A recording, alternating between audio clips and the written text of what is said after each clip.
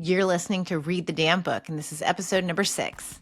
Welcome to Read the Damn Book podcast. I'm your host, Michelle Glogovac, where I read every book of every author that I interview on this show.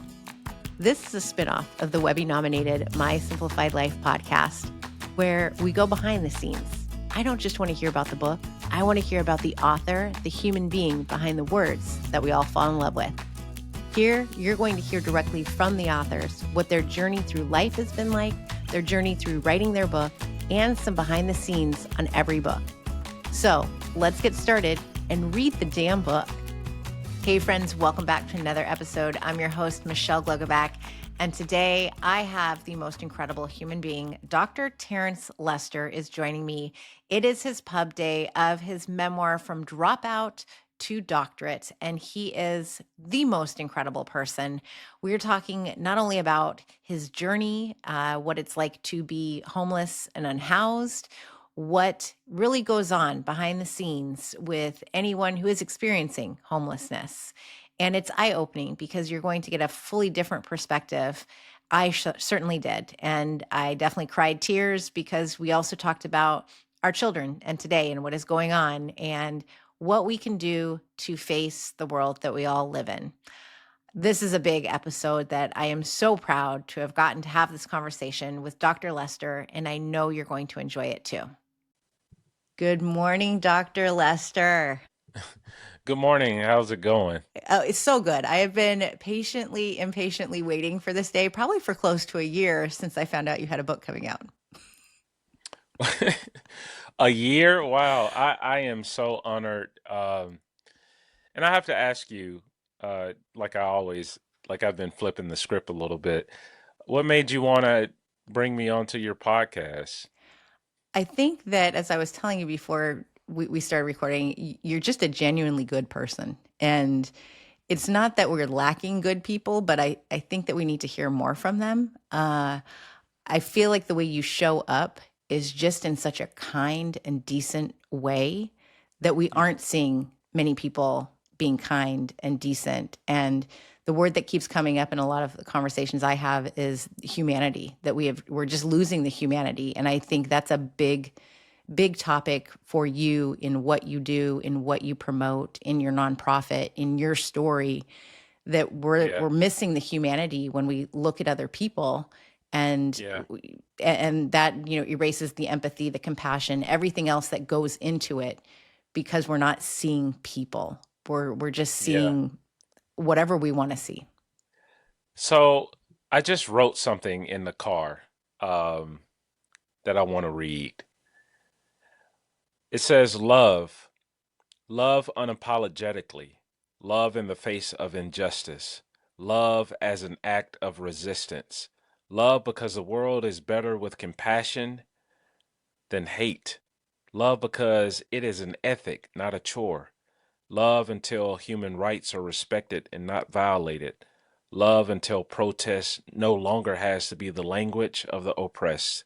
Love until hurt heals and wounds become scars. Love courageously. Love because life is short.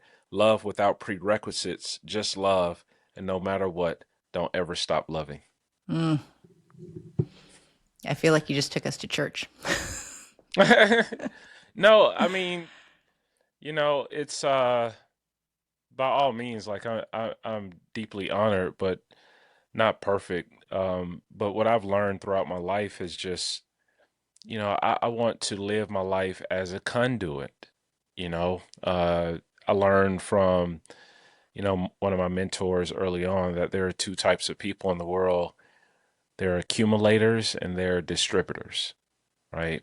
You know, obviously, life presents opportunities for you to accumulate a bunch of stuff, accumulate a bunch of relationships, accumulate a lot of successes.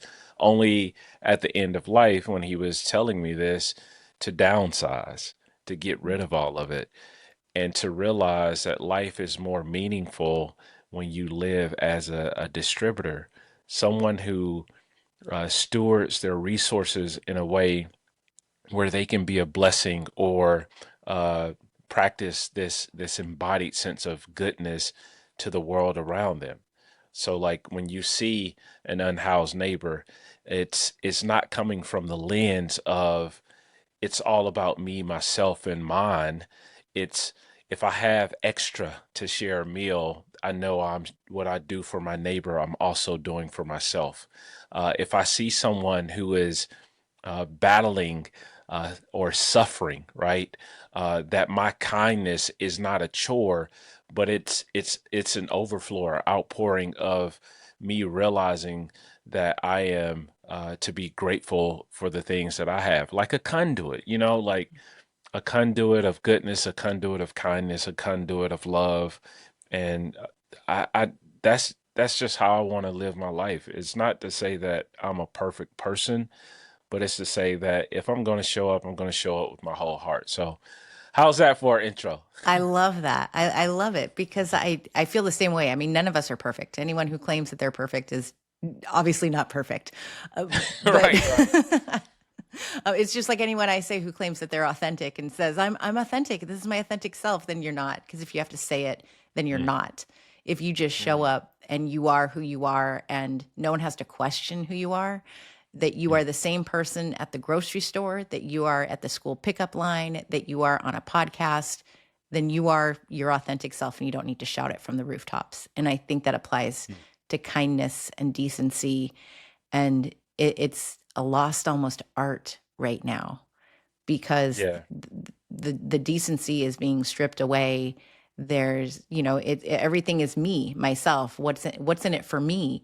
And mm. I worry, we're recording this, of course, before your pub day, but today's pub day. So congratulations on that before I I Debbie appreciate Downer it, it. Yeah. But, yesterday we have a school shooting and we have two Mm, innocent little people who are now in heaven and, 14 others who are in the hospital. And yet we still have people who prioritize their gun rights over human life. And that is the selfishness that I don't understand. That is the yeah. humanity. That's where I get into well, why is that right above children? And, Mm, it goes on to homelessness, unhoused people is a big topic for you. It's part of your yeah. nonprofit. It's part of your Yep. story. And I want to Yep. get into your story. We're here in San Jose where the homeless encampments are huge. It's a big deal here in California. Our governor wants to criminalize. Our mayor has said that we're giving three chances before we arrest someone. And the three chances are actually, hey, you're on the street. We want to help you and bring you in. And we want to give you houses. We're building tiny homes left and right. And we have solutions for them. And it's if they refuse those solutions, then they will be arrested. And there's so much back and forth on all of that. And I'll be honest, there's a part of me that says, yeah, if they refuse it three times, like, what do you do? Why would you refuse that help? And I think it stems from there's so many reasons why people are unhoused, whether it's drugs, addiction, mental health, losing a job. There's so many different ways that you can find yourself in that position, and you found yourself in that position. So, can you share some of your story and why this is so deeply connected to you and what you do every day? Yeah. Um, you brought up the shooting in Minnesota, and you know, uh, before I even start to talk about my story, I want to acknowledge that there is real pain and suffering that's happening in Minnesota, and no child, right, should ever have to fear walking into a classroom or down a hallway, right? And so my heart is with the grieving because loss is something that is unexplainable, is unimaginable, and at the root of it, it's violence, right? And I believe that we can't continue to allow violence and school shootings to be normalized, um, because violence itself should never define a student or a child's school day, right? So I just wanted to name that and say it because we breathe deep, and we lament and we mourn. Um, so much is happening in our world. Uh, you can turn on the television or pick up the little tiny device called a cell phone or a smartphone and be bombarded with all sorts of injustices all at once. And I know, like, sometimes that can be really paralyzing, right? Or shocking to the nervous system, right? I mean, I even feel that embodied sense of shock sometimes myself. I pick up and it's like children are dying right now in Gaza from starvation, right? I can't turn my head away. Um, there's wars that are going on, right? Both in the physical sense and in a political, social sense, right? Political rhetoric being spewed, commentators choosing sides and choosing to weaponize their words in a way that further stigmatizes and marginalizes communities, whole communities. We have people who are being snatched off of the streets, families torn apart, and then the justification of someone who has never been proximate to the community gets to choose and dictate how public policy or power itself will belittle and diminish and exclude and make whole communities invisible, right? And to segue into your question, so like I really grapple and wrestle with how we identify what home means. Mm. And I have to um, kind of reframe this sense of home, right? Because we're going to talk about public sanitation. And so, like, in my first traditionally published book in ICU, I define home as the place in which you feel a sense of belonging, you feel a sense of acceptance, and you feel a sense of welcome and inclusion, right? And so I push back and I say, home is more than four walls and a roof, right? Home is a place where you feel safe. Home is a place where you feel seen. Home is the place where you feel heard. Home is the place where you're not publicly sanitized or people don't write laws to exclude your very humanity and your existence. That is what home is. And so when I talk about homelessness, I have to define home first, because many people who have physical homes, or what we consider dwellings with walls and a roof, they identify home in like a tangible or physical space. But I'm arguing that home itself is where you feel safe. And I have to ask the question back to you before I answer: are we really creating home Mm. in the world in which we're living? You know, Tennessee was the first state that actually made it a Class E felony to sleep outside, even when that state does not provide the adequate resources for those who are unhoused. And the reason I know this is because when I was doing my PhD, um, I chose to do my entire dissertation on public policy, doing policy analysis and trying to understand. I'm asking the question: how does public policy itself harm the sense of self worth of people who are unhoused? How does it exclude them from belonging in what ML King is describing as the beloved community?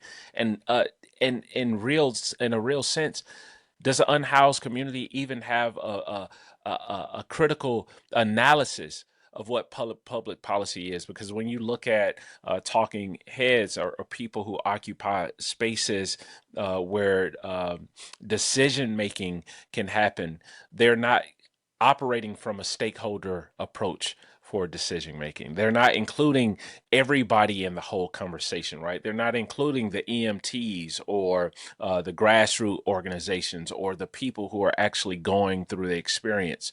And I like to push back and say, when we talk about homelessness, we have to talk about it not in terms of a monolith, because homelessness itself is not monolithic, right? Um, People arrive in this plight from many different angles, like myself, who, as a teenager, thought that it would be safer outside than in the context at that moment with all of the family conflict that we were having going on. I remember times early on when, I would run away, or I was living at a friend's house or a family member's house, or, in a park living out of my car, um, that I felt that isolation was better because home did not feel like home to me. Hmm. You see where I'm going? Hmm. And so, when I think about how public policy is used in the current context, Deborah Stone in her book Policy Paradox talks about how policy is communicating a storyline or a narrative, right? There's a hero and there's a villain. There's a problem, people, right? And then there's a solution, right?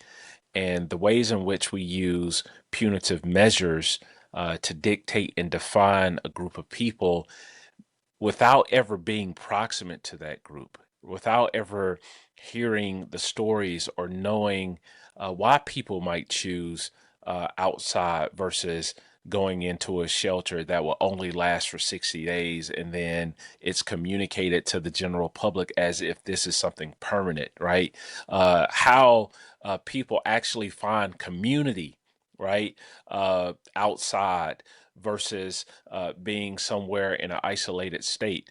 How what the stories are behind those individuals, and how the criminalization of this whole entire thing is just not right, because to criminalize someone's existence without having been proximate to them in a way that builds relationships and builds that trust does a disservice to the humanity of a people. And I'm rambling, but I just had to, name my experience, which is different from any other person's experience, but I still have that experience because I know what it feels like to be stigmatized, be labeled while going to high school and trying to fight through what I define as educational injustice.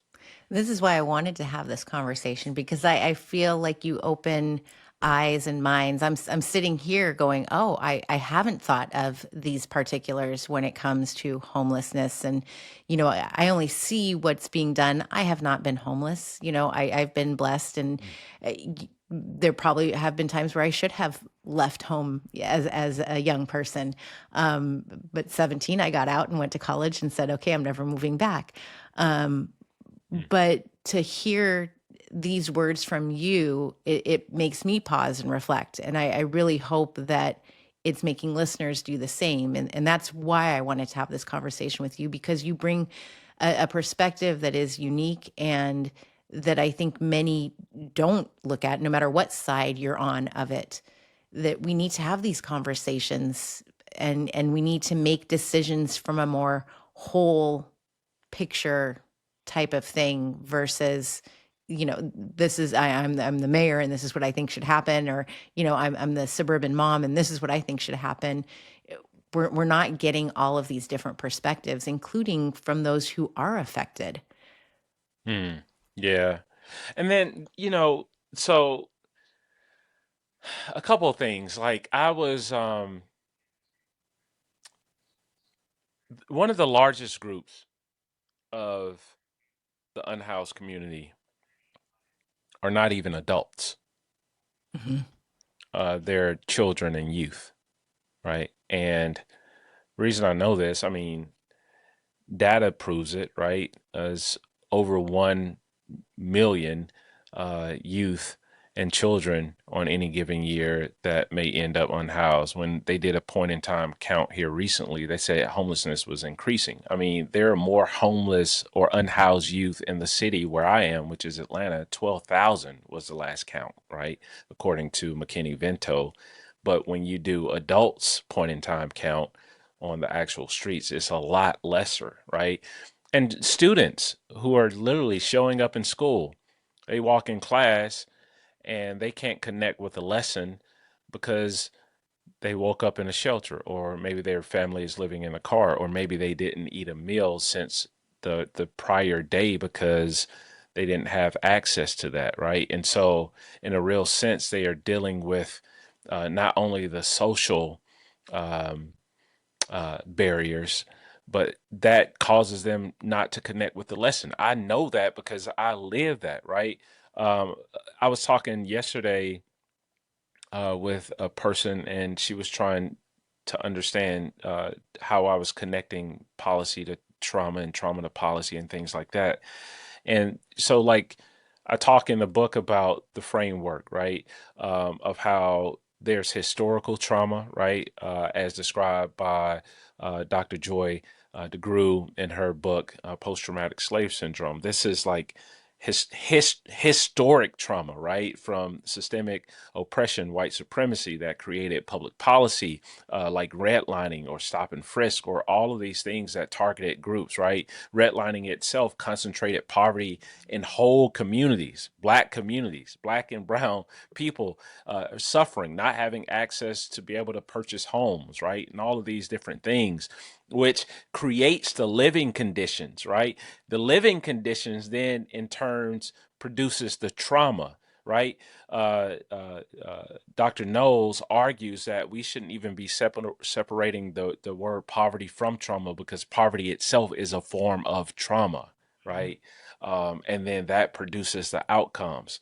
How can you think when you don't even have the capacity or the mental margin to think about anything other than food? This is Maslow's hierarchy of needs, shelter, connection, the ability to walk over to a sink without being put out of a restaurant for trying to use a restroom because you need to wash your hands. You haven't washed your hands in an entire week. Like, all of these things are interconnected. And then uh, Joel Blue argues in his book, The Visible Poor, that we shouldn't even be separating the term homelessness from the word poverty. That happens under the Reagan administration in the 1980s to use political and social rhetoric to target a group because of the closures, deinstitutionalization period, the closures of access to mental health support and facilities and things like that, tax cuts for the wealthy. Now, all of these things are interconnected. And what I'm trying to say is that poverty itself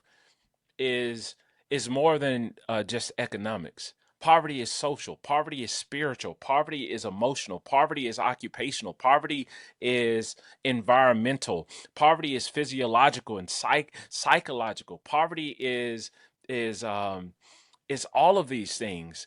And when you don't have access to things that make you whole and bring the cohesiveness of all of these things together, how could you be considered a well person?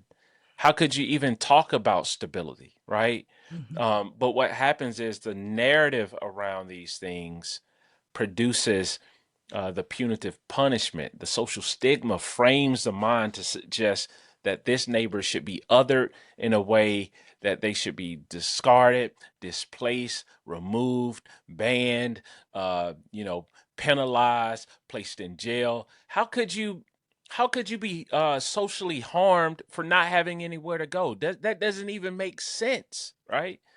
And so I just all of these things come up, and I'm just rambling. No, I love it, and I fully agree.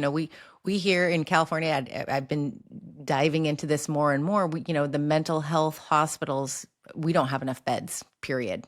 And then that becomes the county thing, and so the city can't do anything because the county doesn't do anything, and it continues to roll bigger and bigger. And we don't have addiction facilities. We don't have all of these things unless you have $1 million and can afford to send someone to Malibu. Mm, We're very lucky that our governor has put into place free meals in our schools for every mm. child so that no child has to, present themselves as, I have not eaten in 2 days. Every child Yes, gets a free meal. And yet we still have yes, adults, grown adults, who don't want that. yes.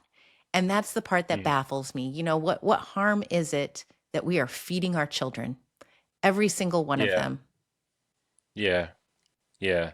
Some people think it is harmful to make sure people are fed. Isn't that is a and let me say preface this by saying this. they would not want that for somebody else in their greatest time of need, when they would want it for themselves, as they found themselves on the other side of the coin, right? And Mhm. so that's why I love Kingian framework, when Martin Luther King Jr. Uses this framework or this language of world house. You know, what does it mean to view the world as being interconnected, interrelated, interdependent? That what I do for my neighbor, I'm also doing for myself. You know what I mean? Like Mhm. we that our I think he says our we have a destiny that's tied up together. Like, I'm not quoting him correctly, but I'm saying, like, we like, why wouldn't I want that for somebody else? You know what I mean? That's Like, what it on baffles the me. It's literally, it's what keeps me up at night. I'm like, I do not understand why you wouldn't want this for someone else's child, why you wouldn't want any of this. And it goes back to when I've had these conversations where a MAGA mom said to me, but I've always respected your political opinions. And I said, well, yeah, because I stand for each and every one of you, including your children, my children, all my neighbors. It doesn't matter. And that's the difference, because I Mm, want your child to eat. I want your child to be safe at school. I want mm, your daughter to be able to do whatever she wants to do. I want everyone to vote. I want the same for everyone. And that is not yeah. a radical idea in my head. No, no. In your head, in my head, I think on a human level, we all want the same thing. We just approach that differently. And I actually want to, if I can pull this up really quick. Okay, here it is. So Martin Luther King is giving a speech at Cornell College in Mount Vernon, Iowa. It's October 15, 1962. So you know the actual landscape. He's talking to predominantly white audience, even some that may be present that has hate towards him. He says these words: I am convinced that men hate each other because they fear each other. They fear each other because they don't know each other. And they don't know each other because they don't communicate with each other. And they don't communicate with each other because they are separate or separated from each other. What comes up to Mm. you when you hear that? There's a part of me that I want to understand the people who I almost want to call them the opposition, because Yeah. we are so Okay. opposite in our Right. mindsets and our beliefs. And I want to understand why you prioritize certain things, why you think it is not okay to protect a child, Yes. why. But then there's another part of me that says, I don't know that I will ever understand their why that is behind that, because Yeah. what has happened to you in your life that makes you not okay with any of this? What makes Right. you feel the need to have gun rights that are so huge that it would overrule your own child's safety at school? Your Mm, own child's, not just my child, your child's. mm. What I don't, that's the part that I grapple with, that I don't know that there is a reason behind whatever that reasoning is that could make me understand it and connect deeper with someone who feels that way. Yeah. It's a hard place. Um, and I think much of what King is arguing is that we don't have that type of space to do that safely, Mm-hmm. right? And we see what happens. Um, a gunman takes him out because he's taking a stance in Memphis, right, with sanitation workers, and he's taking a stance against those who are poor, right? Sanitation rights and all of these things. And so I always read that and I'm like, will there ever be a time where there could be a safe enough space where, you say opposition, but like there could be some real dialogue where the why can come up, where we can interrogate that in a way Mm-hmm. that creates this type of space where the narrative get changed in the hearts and minds of those who want to uphold this with their power. It's I don't know, maybe a romanticized ideology, or maybe that's the optimist in me, but like I just hate that we have a world where people do show up like to their offices and they decide to use their power for social harm of vulnerable groups, and Mm-hmm. it breaks my heart. And it makes me go like, what the hell do we need in our world to make it better? And so I think that that's is one what drives me to do the work that I do, to be proximate and love those who are um, in many ways made invisible, but also like I hold this greater capacity in my heart. Like what? I'll tell you a story. Can I tell you a You story? you I'm tell sorry. me. I Yes. know No. we're You. gonna. Yeah. No. We So are good. We can make this a 2-hour episode. I don't care. I was the reason I say that I've done social awareness campaigns where I've gone to the extreme to bring attention to things. Like I lived on top of a bus for an entire month in a tent to transform it into Atlanta's first mobile unit that was a barbershop, clothing closet, and showers to serve our neighbors without an address. I walked across the country from Atlanta to Washington, D.C. to raise awareness about homelessness and poverty to the actual White House, spoke at the ML King Monument. I walked from across the country again from Atlanta to Memphis with on the 50th commemoration of his assassination. I landed in Memphis at the Lorraine Motel as this commemoration was happening and spoke in front of the room that he was shot um, in front of, and got a chance to talk about some of his nonviolence principles and philosophies and things like that in my speech. But let me tell you, on that walk to Memphis, I experienced racism. I experienced cars trying to hit me. I experienced, owners of dogs opening the gates and chasing me down the street.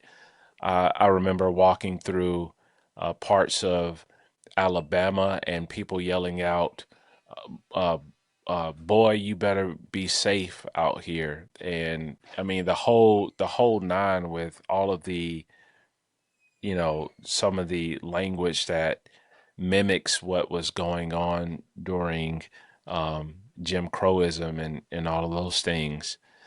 And I was afraid for my life. I mean, it took me a little over 2 months to walk from Atlanta to Washington D.C., and then it took me over a month to walk all the way to Memphis. I mean, I'm taking a stance against poverty and all of these things. And I'll never forget. I was probably 15 days in. I experienced racism. I went into a gas station and something happened, and I'll never forget going out. I had people following me in cars and stuff just for safety. And I called one of my friends, and I was like, I don't know if I can continue to do this. And they were like, "Yeah, man, you're right, or maybe you need to rethink this." And then I was like, "Well, I'm just going to take some time to myself and just reflect." And then I started reflecting about love. Mm. Um, I had to ask myself a very hard question. Was I committed to my core about the justice stance I was taking against poverty? Was I really committed? And then I realized that even some of the people that were doing these things when I was on that journey were also poor. And love compelled me to continue because I was also advocating for them. And I still tell that story because it's deep. Um, am I only advocating for a certain group, or am I advocating because poverty itself is the enemy, right? Mm. And it was a hard decision because I continued to experience that, but what kept me close to the mission was love, and it's an ethic of love. And maybe that's my faith or whatever, but I wanted to share that story because sometimes people are operating from a place of unhealthiness, out of their own trauma, out of a addiction to power, out of hate, pure evil, right? And man, am I committed to an ethic of justice, love, belonging, where I can still show up and not allow the ways in which people operate and move to dictate the world that I'm trying to create with any of the influence that I have. Yep. So I don't know if that is too deep or answers No, your question, it but it just opened something in me of almost like a pity for those who can't take the stance that you and I are talking about, yeah, a sadness for them of maybe I need to rethink how I approach everything as more of not a I can't believe this, but a wow, I feel sorry for you. I really feel yeah, sorry for you that you have this in your heart and your soul and your mind. yeah. Mm. What a place to be where you can't tap into that level of emotional maturity, emotional intelligence, compassion, um, empathy. One writer says that empathy is a virtue that one of the only virtues that's muscular enough to handle the complexities of our present moment. Right? Mhm. It's like, man, man, I grieve that for people to be functioning in a place that shows up as creating more chaos and evil in the world. Wow. Mhm. You know, And what does that person need? You know what I yeah, mean? well, Like, and then we talk about generational. They're raising children, and what is that going to do? I look at my own and my 10-year-old. He's just like his dad, obsessed with World War II. Like he loves his history, and we will read books together, and he sobs of mm, I can't mm, believe they did this, and these people went through it. And then my 9-year-old, we're getting flyers for redistricting here in California, and so I took it as an opportunity to explain what gerrymandering is and showing the mm. maps and who does this disclude. It means that black people and brown people will be harmed and they don't have this. And Yes, yes, I interviewed the rep from El Paso, and he went into now it's 3 Latinos for 1 white vote. And so I explained this to my 9-year-old, and she burst into tears and she said, but that's not fair to them. And right. I hate to see my kids cry, but I am so proud that they can understand how Yes, unfair it is. And I want them to cry. I want them to feel that, because then they will turn into the yes, good adults that we need. mm, yes. And the key word that you said is feel. Mm. That is so healthy and it's so positive. And you even the I mean, I talk to my children all the time, obviously. Um, but to hear you communicate in a way that is preserving what it means to feel and consider other, not otherize people, but consider other, where that creates the opportunity to ask self, what might I do about this? How might I stand in solidarity? How might I advocate?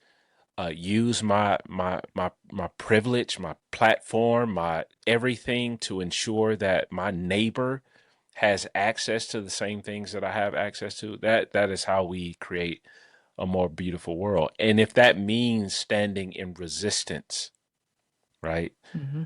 towards those who operate differently, then so be it. You got me crying already. It's always a good interview when I cry. Yeah, it's I'll ask you this before we hop off. Um, as a writer, it is very hard to bare your soul, right? Because in one breath you are talking about history and how that actually shaped your community, your neighborhood, the things that you experienced, and how community actually provided rescue for me. I mean, in the form of teachers and mentors and individuals, but at the same time holding grief because I know there are so many others that did not have an opportunity to escape or to rise above the entrapments of the environments that were created systemically, right? Mhm. Um, but also finding a way to be vulnerable. Um, and That's hard. I wrote this book. Uh, I don't know. I signed the contract a couple weeks after I buried my father, which was really hard. I was able to reconcile with him. I dedicate the book to him, and I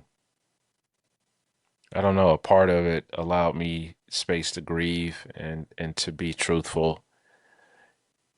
And I want to ask you, what do you? I mean, you read it. What did you take from it, and then what do you hope people take from it if they get a chance to grab a copy and read the damn book? Thank you. I Yeah, will yeah. say your vulnerability actually inspired me to be more vulnerable with my own followers. Mm, In the middle of reading your book on a Sunday, I was out on the deck, and there's a big part of my story that I just don't share publicly because I'm like, well, does it matter? I think that's something that, a lot of us go, well, does anybody care? Does it matter? And I put your book down and I said, you know what, I'm going to actually put this in my Substack. I'm just going to write one single email where I give mm, enough details, but not bare my entire soul, but let people know that this might be one of the reasons why I show up as passionately as I do because mm. of what I've experienced, Right. because of you. And the response was overwhelmingly, great. I probably got the most responses out of all Wow. of my newsletters. But it was Mm, because of you and reading your story and putting yourself out there that I thought I should be doing this too. Then when I interviewed Representative Perez of El Paso, I actually brought up your book, and oh I wow. believe it was your father that said, "We can change the laws, but we can't take the hate out of people." Mm, There's a quote in your book, and I quoted it in my yeah. reviews that I've posted. Yeah. But that was another moment for me that I went, yes, we can change all of the laws that we want, but until people change their hearts, none of Yes. that's going to change. And I brought that up in my interview because you're in my head, you are in my heart, and that's what your Mm, book has done to me, and it has opened my eyes and my heart as to looking at all of these different things in a new way, in a light, to consider that there might be a 17-year-old boy who needs to leave his home, who yes. then finds, community, that there's the dad of the friend who says, you can come here, and to make sure that Yeah. I am that mom that says, yes, I will take your children, I will protect them, whatever needs to be done for your child, I am here for that. And to be that person that Mm, recognizes when someone needs help. That's what your book has done for me, to read wow. this inspiration, this hope, to acknowledge so much more than I was looking at. So that is what I hope everybody else gets out of it too. And this Wow. conversation, I could talk to you all day. I Yeah. Yeah, same. And wow. Thank you. Thank you for reaching out. Thank you for affirming the work. Thank you for reading the damn book. Um, Thank you for the work that you're doing in creating space to talk about and wrestle with real subjects, because you know it's very easy to numb yourself and not consider what is happening in the world. And I think we need more consideration, which leads to care, which leads to action, which leads to all of the things that we're all hoping for, right? At Yeah. least I hope we are. Thank you. And happy Pub Day. Congratulations. Yeah, thank you. Where can everybody Yeah, find you? We didn't even talk about Love Beyond Walls, but can you share where they can yeah. find out more info on that too? Yeah, so I lead a nonprofit. We advocate on behalf of those who are unhoused and experiencing poverty. You can check us out at lovebeyondwalls.org, uh, at Love Beyond Walls, all social media handles. And if you want to look me up, terencelester.com, or look me up on social. That's I'm Terence Lester. IMTERENCELESTER. Thank you so much for being a beautiful human being, a compassionate person, sharing your story, showing up here. I appreciate you very much. Oh, thank you. So grateful to be here and to have been here with you on Pub Day. Friends, please, I hope you got something out of this that opens your mind, your heart, your soul. I know that I'm going into the day with a new perspective, and I truly hope that it starts making more conversations happen, because we need to have these conversations. We need to be able to ask why and to look at all of the different perspectives when we're considering different policy updates and how everybody is affected when it comes to certain public policy put into place. It's not enough to just have one set of eyes or ears or one voice that matters, because there's so many more that matter that are not being taken into account. And so I encourage you, go read, pick up From Dropout to Doctorate, follow Dr. Terence Lester, go see what Love Beyond Walls is about, and make sure you read the damn book.